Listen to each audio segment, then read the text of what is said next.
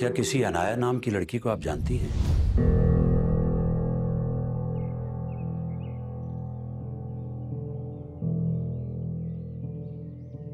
या कभी आपसे उसके बारे में जिक्र किया उसने? हाँ, लेकिन आपको कैसे पता? कितना कुछ बताया उसने अनाया के बारे में आपको? कुछ खास नहीं, इनफैक्ट कुछ बताया नहीं।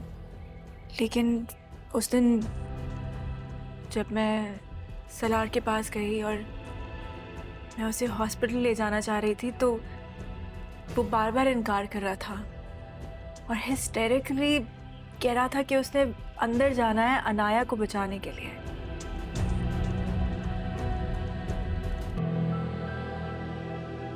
उसे कुछ समझ ही नहीं आ रहा था, वो बस यही कह रहा था कि वो अनाया को बचाने जाना चाहता है।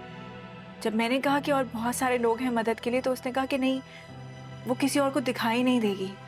एग्जैक्टली वो किसी और को दिखाई नहीं देगी क्योंकि अनाया अनाया डजंट एक्सिस्ट।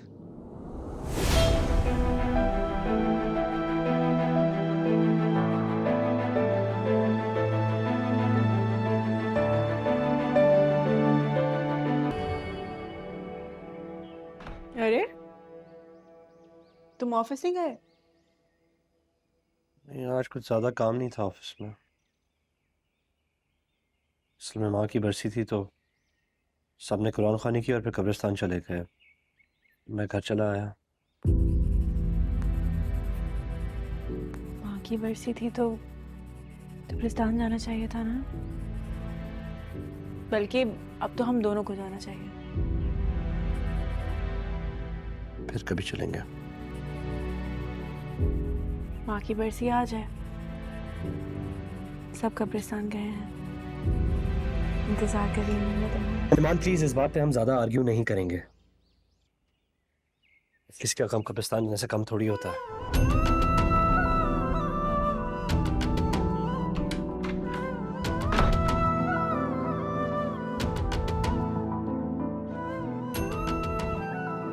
सलार, ये एक ही तरह की दो स्केच बुक्स क्यों? लिटरली ऐसा लग रहा है कि जैसे एक ही स्केच को दूसरी वाली स्केच बुक पे फोटोकॉपी किया हुआ हो। अरे ईमान, ये छोड़ दो, ये किसी और की है, वापस देनी होगी। किसी और की? ऐसा कौन है इस शहर में जो एग्जैक्टली तुम्हारी तरह स्केच करता है? है कोई? I am not the only artist in the city. Why are you getting upset? मैं तो ऐसे ही पूछ रही थी, इतना ढेर जो लगा है। ढेर कचरे का होता है, आर्ट का नहीं। प्लीज मेरे स्केचेस को छेड़ा मत करो।